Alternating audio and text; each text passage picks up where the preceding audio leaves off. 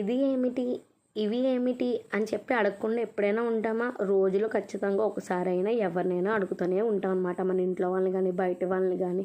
మనకు తెలియని విషయాలు కొత్త కొత్తగా నేర్చుకుంటూనే ఉంటాం కదా.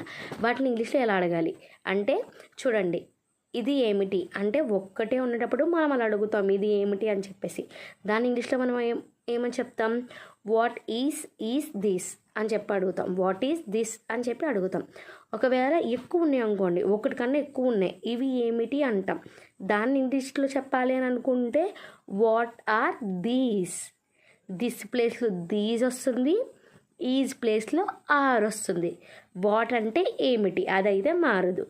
ఓకే, ఈరోజు ఒక్కసారైనా ఇంగ్లీష్లో అడగడానికి ట్రై చేయండి మీ చుట్టుపక్కల ఉన్న వాళ్ళతో.